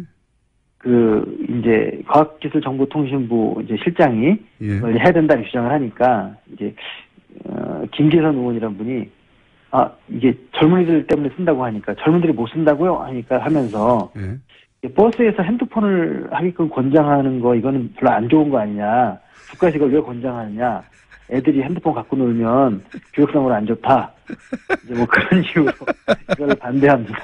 젊은이들이 갑자기 애들로 바뀌면서 이 반대하는 논리로 지금 이제 주장을 강하게 하고 있습니다. 김기선 의원, 자유한국당 김기선 의원 말씀하시는 겁니까? 예, 맞습니다. 예. 그러니까 이제 이것도 역시 정책이 공약이다 보니까 예. 반대하는 게 아니겠는가 싶네요. 버스 그러니까 그 가계 통신비 절감에 도움이 되죠. 무료 와이파이를 버스에서 쓸 수 있으면. 예. 대신 이게 이제 국민들 피부에 확 와닿겠죠. 버스에서도 와이파이를 쓸 수 있게 되었다. 예, 피부에 와닿는. 시설물에 이제 와이파이 하고 있고, 예. 그리고 이제 버스하고 철도는 당연히 하고 있고, 버스도 하게 되면 이제 예. 거의 전국적으로 하게 되는 거니까, 예. 이렇게 해서 많은 사람들이 이제 이 스마트폰이나 이 통신을 많이 하게 되면 안 좋지 않을까라는 생각도 하고 있는 것 같기도 하고요. 이거는 이제 학생들한테 굉장히 도움이 될 것 같은데, 이 요금제에 따라서는 사실 그 와이파이 없으면 그 아예 인터넷이 제한적으로 사용되거나 아니면 요금이 너무 많이 나오거나 그런 경우가 많거든요. 예. 10대, 20대에게 도움이 될 것 같은데. 한 학생들에게 평균 한 2만 원 이상 혜택이 있을 것 같습니다. 근데 어쨌든 버스 와이파이를 허용하면 젊은이들이 버스에서 인터넷만 하기 때문에 안 된다. 네. 라는 속기록이 있습니다. 예. 이것도 아마 공약에 의해서 못하게 하는 게 아닐까 싶어요. 네. 그리고 지금 뭐 이상한 발언들, 예. 반대를 위한 반대 혹은 뭐 명분이 없다 보니까 이상한 논리들이 등장하는 케이스에 대해서 말씀하셨는데 혹시 그렇게 앞뒤가 안 맞는 그런 발언들 또 있습니까? 예, 뭐 많이 있는데요. 예. 이게 이제 사람들이 속기록을 잘 안 보고 이제 인터넷에 중계를 해주는 것도 있는데 잘 안 보시니까 네. 직접 보시면 아마 이게 좀 제가 볼 때는 그 어떤 상황에서는 코미디 같은 상황도 많이 발생을 합니다. 그러니까 예를 들면 그 공무원 직원 문제 같은 경우에도 예. 그 이장우 의원이란 분이 예. 계속 놀고 먹는 공무원들을 왜 늘려주느냐 계속 주장을 이제 하니까 이낙연 총리가 네. 이제 소방관들이 놀고 먹는 거라는 생각을 하지 않습니다. 예. 그 얘기를 하는 게 아니라 공무원을 왜 늘리냐 이렇게 얘기를 계속 주장을 합니다. 예. 아니 그러니까 소방관들 경찰관을 늘린다고 하는 거 아닙니까? 그러니까 계속 같은 얘기를 서로 반복하는 거죠. 예. 국무총리는 소방관 경찰관이 꼭 필요한 존재니까 이 채용을 해야 된다는 거고 네. 이 사람들은 그 공무원을 늘리면 안 된다. 계속 같은 이야기를 반복을 하면서 굉장히 오랜 시간 동안 한 기록도 있습니다. 그러니까요. 그 소방관 경찰관을 늘린다고 하면 많은 분들이 당연히 늘려야 된다고 생각할 테니까 알면서도 그 소방관 경찰관이라는 단어는 쓰지 않고 그냥 공무원이라고 하는 거죠. 놀고 먹는 공무원이라고. 그러면 그 얘기 그대로 받아들이는 분들은 공무원 늘리는 거구나 계속 그렇게만 받아들이는 거고 예. 이낙연 총리는 계속 그게 무슨 말이냐 소방관 경찰관이다 이렇게 계속 그 얘기가 반복되는 거죠. 그 얘기 한 문장을 제가 지금 가지고 있어 읽어보면 공무원 놀고 먹는 공무원을 늘리면 어떡하냐 해서 이제 이낙연 총리가 그게 아니라 소방관 경찰관들 얘기를 하니까 이장우 의원이 공직자들을 구조조정해야 할 거 아니냐. 뭐 갑자기 이상한 얘기를 하면서 소방관 경찰관들이 아니라 계속 공무원들, 놀고 먹는 공무원들이라는 말을 반복하네요. 굉장히 길게. 예. 못 알아들어서 그런 건 아니라고 봅니다. 예. 예, 국민들이 공무원이라는 그런 거에 대해서 부정적으로 생각하는 게 있기 때문에 예. 계속 그 프레임으로 가고 있는 것 같습니다. 사실 언론에서도 이게 소방관 경찰관이라고 특정해 줘야 되는데 계속 야당의 프레임인 공무원 얘기만 하고 있어요. 공무원 직원이라고. 예, 맞습니다. 예, 이것도 언론이 자기 역할을 못하고 있는 거거나 아니면 일부러 안 하고 있는 거겠죠. 예. 마치 핵발전소냐 원자력발전소냐 하는 게 차이가 있듯이 예. 예, 그런 차이가 있는 것 같습니다. 네, 그러니까 이게 이제 소방관 늘리자고 하면은 많은 분들이 찬성할 테니까 야당은 공무원이라는 단어를 사용하는데 언론도 그냥 공무원이라는 단어로 계속 보도하고 있고 또 다른 재미있는 이야기 있습니까? 예, 뭐 그 외에도 이 촛불 시민들의 이 여러 가지 의사를 반영해서 새로운 예산을 편성하고 했다 뭐 그런 얘기를 하니까 네. 그 촛불 시민들 안에 이제 태극기 시민들도 이제 개념을 좀 비슷하게 포함을 시켜가지고 왜 태극기 국민들의 뜻을 반영하지 않느냐 하면 계속 그렇게 하시는 송석준 의원이라는 분이 계십니다. 태극기 국민들의 뜻을 반영하는 예산은 자기들이 제출하면 되잖아요. 예. 근데 태극기 국민들의 뜻을 반영하는 예산이라는 게 뭡니까? 뭘 해달라는 거죠? 대표적인 게 SOC 뭐 이런 얘기를 지금 하고 있는 것 같아요. SOC요? 예, 토건. 예. 뭐 이런 것들이 이제. 태극기 국민들은 소위 이제 개발 사업을 많이 해야 한다고 요구한다 이런 이야기인가요? 예, 그런 얘기를 이제 억지로 좀 얘기하고 있는 것 같습니다. 그런 얘기는 태극기 들고 외치는 분들은 그런 얘기 한 거 들어본 적이 없는데. 그러니까 개발 사업을 더 해야 된다는 논리를 태극기 국민들의 뜻이라고 이제 얘기한 거군요. 계속 속기록에 보면 그렇게 반복적으로 등장을 합니다. 물론 그 태극기 드시는 분들이 토건 사업을 좋아하시는 성향이 많을 수는 있겠죠. 근데 그분들의 주장은 아니라고 생각합니다. 그런 속성이 있는 분들이 있을 수 있겠지만 그분들이 태극기를 들고 토건 사업을 늘리라고 주장한 건 아니잖아요, 길바닥에서. 예. 알겠습니다. 이게 언제쯤 될까요? 지금 20년째 보고 계신데 이게 잘못하다가는 준 예산 편성 사태가 빚어질 수 있다. 언론들이 이렇게 전망하고 있는데 이게 준 예산 편성 사태라는 게 뭡니까 이게? 그 예산이 이제 통과가 안 되면 신규 예산 같은 어떤 이제 새로 변화된 예산을 사용하지 못하고 법적으로 보장된 예산만 쓰게 되는 거거든요. 이런 적이 있었나요, 과거에? 한 번도 없었습니다. 그래서 예산을 갈 리가 없다고 저는 생각하는 게 뭐냐면 어찌됐든 간에 야당이 주장하는 일부 사업을 받아줬거든요. 네. 만약에 이 예산안이 통과가 안 되면 야산이 원하는 사업 다 없어집니다. 하기 때문에 그분들도 끝까지 이거를 물고 가지는 못할 것이다 이렇게 생각합니다. 그럼에도 불구하고 이제 문재인 정부의 그 예산들을 집행하지 못하게 하는 목적이 더 커서 그런 사태까지 갈 수 있지 않을까요, 혹시? 그렇게 생각 안 하십니까? 그렇죠. 그렇게 될 수도 있죠. 왜냐하면 지금 아까 말씀드린 것처럼 선거 때 포퓰리즘이 아니라 엉뚱한 주장을 하는 것처럼 아동수당이나 돈을 선거 이후에 지급하라고 할 정도면 지금 현 정부가 예를 들어서 이런 돈을 못 써서 이게 이제 현 정부가 국가 운영을 잘못해서 이렇게 된 거다라고 몰고 가려고 하는 의지가 굉장히 강한 건데 그러다 보면 자기들 예산을 포기하면서까지 그렇게 할 수도 있지 않을까 하는 뭐 일부 있을 것 같습니다. 지금까지 좀 이렇게 저희들이 좀 예상을 항상 깼기 때문에 그래서 지금 헌정사상 최초로 준 예산 편성 사태가 벌어질 수도 있다. 예, 이게 여소야대이기 때문에. 예. 근데 이제 그게 아직도 12월 말까지 가야 되기 때문에 그건 좀 더 지켜봐야 될 것 같습니다. 알겠습니다. 저희가 한 번씩 모시겠습니다. 사실 이거 예산 편성 과정 잘 안 지켜보거든요. 예. 근데 이제 20여 년째 지켜본 분으로서 예전에 없던 희한한 일들이 벌어져서 저희 연결 한번 했는데 희한한 일들이 지금 얘기한 거 이해도 많이 벌어지고 있죠? 네, 아주 많습니다. 예. 그거 정리해서 또 한 번 연결하겠습니다. 다음 주에. 네. 오늘 여기까지 하겠습니다. 감사합니다. 나라살림연구소의 정창수 소장이었습니다. 불친절한 AS. 오늘 공지사항이 하나 있습니다. 안원구 청장님의 이 얘기를 못하고 하셨다고. 문의 전화가 폭주하고, 홈페이지에도 많은 분들이 접속하시는데, 근데 이제 입금할 때, 안원구 파이팅 이런 것 좀 넣지 말고 이름을 넣으시라고. 네. 그래야 돈을 돌려받을 거 아니냐고. 입금명에 안원구 파이팅이가 안 된다고 꼭 본인 실명을 넣어달라고 네, 부탁을 하고 있었습니다. 네, 중요한 사항이죠. 네.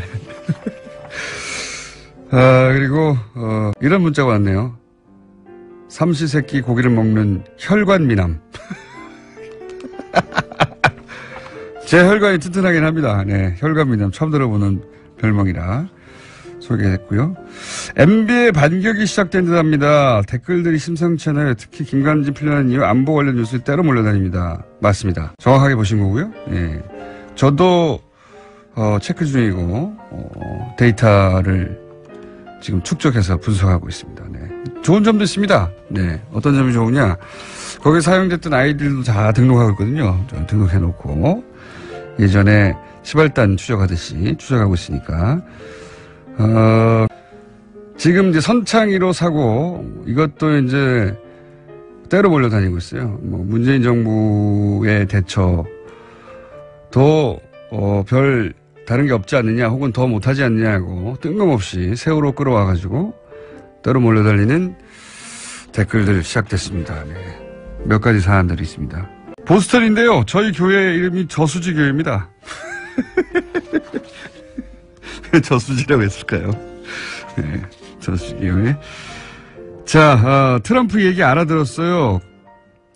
뉴스공장 청취자들은 김호준이 생각하는 것보다 이해력이 빠릅니다. 네. 그런 분도 많고 그렇지 않은 분도 있지 않습니까? 예, 흘려 들으시는 분도 있고 또 이제 2부 지나고 3부 들어가면 왜 앞에 했던 얘기 또 요약하냐고 하시는데 3부부터 듣는 분들도 있거든요. 처음 듣는 얘기일 수도 있지 않습니까? 10분 동안 뉴스가 나왔기 때문에 중간에 광고랑 그래서 요약하는 겁니다. 네. 자, 예산 관련해서는 이유는 간단합니다. 그냥 문재인 이름이 들어가서 싫은 겁니다. 그런 것 같아요. 네, 여기까지 하겠습니다. 그 유명한 르몽드는 아니고 르몽드에서 내는 르몽드 디플로마티크 한국판의 편집위원 편집장도 하셨죠. 인문결 연구소 있으나 독립적으로 홈페이지는 없고 블로그만 있는 상태죠. 아직도? 카페요. 카페. 카페만 있고 글로벌 팩트 체크까지도 하시는 지난주에 안철수 대표의 독일 방문 관련된 글로벌 체크 한번 했고요. 저희 글로벌 체크 기다리고 있습니다. 근데 이런 분들이 응답을 잘 안 해서 금방 안 되는데 정치인들이 만났다고 하는 이제 상대 고위 관료나 인사들 있지 않습니까? 그 사람들한테 지금 쫙 보내가지고 쫙 하려고 하는 중인데 그 중에 안철수 대표는 가장 적극적이고 가장 빠르게 응답을 온 분이고요. 자, 그러면 소장님과 함께 오늘은 무슨 주제를 할지 안녕하십니까? 네, 안녕하십니까. 그러니까 글로벌 팩트 체커라는 새로운 또 그 직책이 생겼는데 어쨌든 그 많은 외국에 계신 청취자분들도 이 관련해서 뭐 제보를 해주시면은 뉴스 공장에서 어디다 제보를 합니까, 근데? 뉴스 공장에다 제보를 하면 되죠. 아니 소장님한테 직접 제보하는 방법은 뭡니까? 저한테도 해도 되는데 그 뭐 저한테 이메일로 보내셔도 되고요. 이메일 주소가 어떻게 되십니까? 이메일 주소 그 끝날 때 말씀드릴게요. 시간이 이제 그러니까 네. 알겠습니다. 안 말하고 넘어갈 것 같은데. 오늘 주제는 뭡니까? 오늘 두 가지 준비를 해봤습니다. 빨리빨리 할 수 있을지 이제 봐야 되겠는데, 아까, 초반에 얘기를 하셨더라고요. 잠깐 얘기했습니다. 예, 트럼프. 결국 이 러시아 게이트에 발목 잡히나. 그럴 개연성이 점점 높아지고 있죠. 이 이야기를 해볼까 하고, 그 다음에, 사실은 메인은 메르켈 총리가 정치 위기를 맞았거든요. 이 4선을 앞두고. 독일이 연정이 지금 재구성이 안 되고 있죠. 그렇죠. 근데 이 대연정으로 과연 돌파 가능한가 이 가능성이 다시 부각되고 있어서 그 얘기를 해볼까 합니다. 알겠습니다. 그 트럼프 대통령이 정치적인 위기를 맞고 있다. 사실 따지고 보면은 그 바다 건너 미국만의 얘기가 아니라 이 트럼프 대통령이 이제 국내 문제로 발목이 잡히게 되면은 이 국제 문제, 특히 이제 한반도 문제에서도 사실 내 코가 석자인데 거기서 뭘 어떻게 할 수 있을 그런 어떤 뭐라고 할까요? 그 반경이 좁아지죠. 그렇기 때문에 우리하고도 연관이 될 수 있어서 좀 알아보고 싶은데 결국은 이게 작년 말까지 거슬러 올라가는 것이죠. 그렇죠. 소위 말해서 그러니까 러시아가 미국의 어떤 정책에 넓은 의미로 정책에 관여를 과연 했느냐. 여기 있어서 그 트럼프 당시에 그 뭐라고 할까요? 그 캠프에서 관여를 과연 했느냐 이 문제거든요. 러시아와 손잡고 트럼프가 대선에 개입했느냐 이런 거죠. 그렇죠. 그러니까 대선에 개입시키도록 하는 어떤 그런 일련의 어떤 모종의 미략이 있었느냐 하고 그다음에 그 전에 그 이스라엘하고 문제가 돼요 또. 그러니까 이스라엘이 당시에 기억하시는지 모르겠습니다만은 그 서한지구 그러니까 팔레스타인 자치지구에다가 이스라엘 그 촌을 건설하잖아요. 강제로 이스라엘 국민들을 이주시켜가지고 팔레스타인을 쫓아내려고 거기가 그렇죠. 자기들 땅이라고 이제 영구적으로 주장하려는 거죠. 네.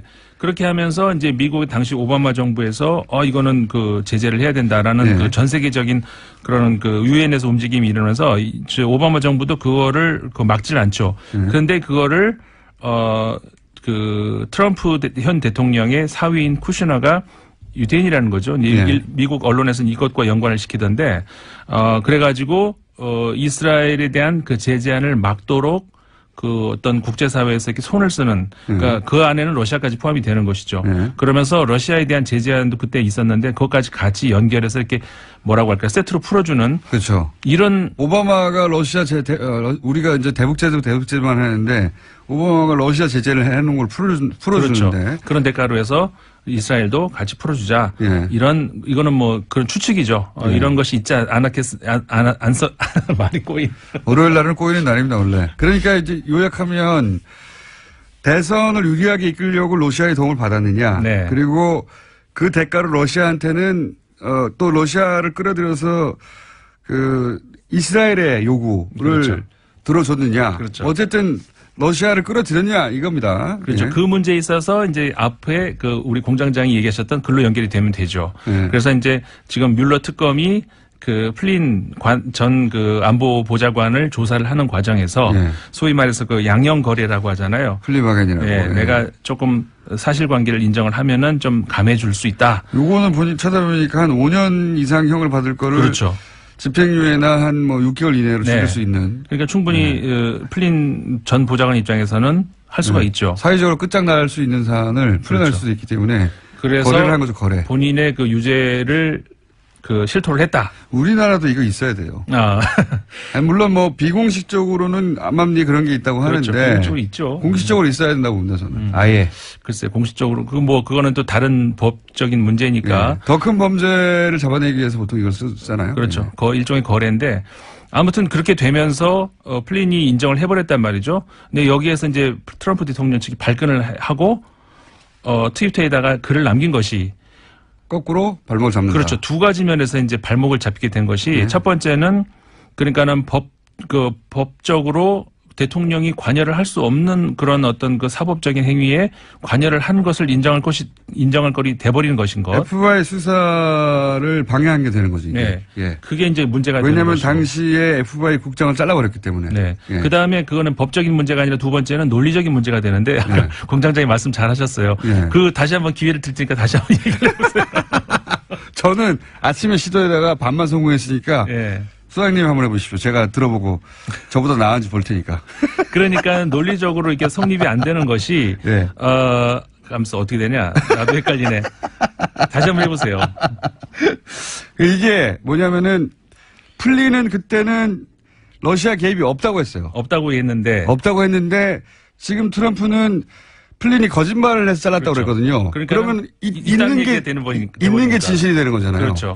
그러니까는 논리적으로 완전히 잘못 짚은 거죠. 지금은 그때 자른 이유를 설명하려고 하다 보니까 자기는 무조건 무죄라 놓고 네. 나머지를 설명하다 보니까 이게 앞뒤가 뒤집어진 이게 거예요. 반대로 돼버린 거죠. 네. 결국은. 네. 그래서 이제 두 가지의 큰 어떻게 보면은 그 실수를 한 것이 한 꼴이 돼버린 건데 이렇게 되면서 결국은 트럼프 대통령을 향한 아직까지는 트럼프 대통령까지는 언급이 안 나옵니다만은 플린까지 왔기 때문에. 예, 플린이 사실은 그러니까 미국 언론들도 그렇게 플린이 최종 목적지는 아니다. 네. 그 다음에는 그 트럼프의 그다음에 그 장남, 사위. 그다음 사위 쿠슈너까지. 쿠시너. 예. 그쪽으로 이제 몸통이 일단은 거기다. 근데 실제 몸통이 거기겠으니까 이제 트럼프 대통령까지 가겠죠. 근데 그거는 뭐 추측이고. 사위 정도는 제가 보기엔 틀림없이 협업 처리가 될 거라고 봅니다. 그렇죠. 사위는 쿠슈너는 그 분명히 이번 다음 차례가 이제 그렇게 될 거고 특검에 불려갈 겁니다.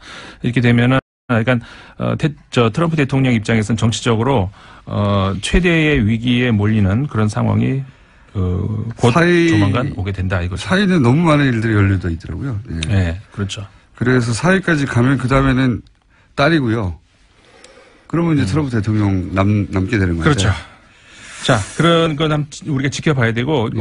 쿠슈나가 오늘 미국 날짜로 3일인데, 이스라엘에서 무슨 연설을 합니다. 예. 그 관련 한번 우리 들어볼 필요성이 있습니다. 그래서 또 이스라엘 얘기가 이렇게 생각나는데, 이제 쿠슈나가 유대인이어서 또 그런지 예루살렘을 이스라엘의 수도로 인정하는 트럼프 대통령이 네. 수도로 하려고 하는 그런 시도가 또 있죠, 이것도 큰 문제가 되고 있어요. 네, 그 문제가 또 옆으로 번지니까 일단 거기까지 우리가 보기로 하고 그 다음에 그 독일 이야기를 해봐야 되겠습니다. 빨리 안 나오는데 하시겠습니까? 네, 해야죠. 그래도 시도해보죠. 예. 자, 간단하게 하자면 우리가 자메이카 연정이라고 흔히 얘기를 하죠. 왜 네네. 그러냐면은 독일의 세 개의 정당이 색깔이 검은색, 노란색, 초록색이기 때문에 자메이카 국가 색깔하고 국기 색깔하고 예. 비슷해서 그렇게 부르는 건데 뭐냐면은 지난 총선에서 제1당, 그러니까 승리를 했던, 하지만 과반에 실패했던 기민연, 네. 혹은 기민당이라고도 하죠. 네. 기독교 민주당이, 메르켈 총리죠. 다시 정부를 구성하는 데 있어가지고, 기독교 사회당, 그 다음에 기사당, 그 다음에 기독교 사회당은 워낙에 이제 같이 항상 왜냐면 예. 지역 정당이기 붙어 때문에 있으니까요. 예. 붙어 있으니까는 그렇게 치고 기민 기사는 붙어 있다고 보시면 그렇죠. 그 다음에 예. 자유민주당, 자민당 이 예. 정당이 노란 색깔을 상징하고 있는데 이 정당은 우파죠. 그러니까는 우파 중에서도 친기업 성향. 예. 그러니까 어떻게 보면 우리나라의 주류 우파랑 비슷하다라고 생각하셔도 됩니다. 거기서 이념이 빠진 이렇게 생각하시면 될 것 같아요. 그렇죠. 네, 네. 이념이 빠지고 그러니까는 굉장히 극단적인 자유주의를 주장하는 어떤 그런 쪽에 이제 속하는 것이고, 그러니까는 세데우 그러니까는 기민당보다 더 약간 오른쪽에 가 있다. 오른쪽에 있는. 그 다음에 또 하나의 정당이 이제 녹색당이거든요. 이제 네. 문제가 여기서 생기는데 친한강. 세데우 기민당을 가운데 두고서 자민당하고 녹색당하고 이게 좌우로 양쪽에 서로 좀 안 맞는 정당이거든요. 예, 그걸 묶어서 지금 연정을 하려고 하는데 그게 실패를 했죠. 예. 여러 가지 실패한 이유가 일단 에너지 문제에 있어서 예. 핵 발전은 이제 폐기하기로 2030년까지 폐기하기로 됐지만 이 화석 연료를 2020년까지 폐쇄를 하느냐 안 하느냐 문제에 있어서 자민당과 녹색당이 전혀 맞지를 않죠. 네, 그 다음에 맞습니다. 조세제도에서도 전혀 둘이 안 맞아요. 그러니까 네. 깨져버리는 거라는 거죠. 자민당이 결렬 선언하고 일어서 그렇죠. 재밌는 게 자민당이 먼저 결렬 선언을 했어. 난 네. 녹색당이 먼저 할 줄 알았는데 아무튼 이렇게 되면서 정치적인 위기를 맞았죠. 선거를 다시 해야 되느냐 이런 문제까지 왔는데 독일은 참고로 잘 모르시는 분들 있으니까 독일은 한 5개, 6개 정당이 항상 원내에 진출해 있거든요. 그렇죠. 독일식 정당 명부제 때문에 지지율만큼 받기 때문에 네네. 항상 연정을 안 하면은 사실 구성이 안 돼요. 구성이 안 돼요. 예. 다수당이 구성이 안 되니까 그래서 이제 이번에도 하려고 그랬고 2차 대전 이후에 항상 구성해 왔는데 처음으로 연정 구성에 실패했다. 그렇죠. 위기다 이런 거죠. 그래서 위기다 이런 얘기를 나왔는데 30초 남았습니다. 그래서 마지막으로 남은 제일 가능성이 있는 것이 예. 제1야당인 3인당과 대연정을 한마디로 말해서 이건 우리가 대연정이라고 하는 것이죠. 왜냐하면 규모가 크거든요, 얘네들은. 여당하고 제1야당하고 연정을 하니까 예. 이렇게 되면은 과연 그럼 가능할 것인가. 근데 3인당 입장에서는 이게 불가능하다 생각되는 것이 할 때마다 대연정에 참여할 때마다 지지율이 떨어졌어요. 그렇죠. 자기 지지자들을 배반하는 거니까. 그렇죠. 지금 이런 상황입니다. 이번에는 어떻게 가능성이 더 높아 보이는 것이 이거 아니면 길이 없다. 임상훈 소장이었습니다.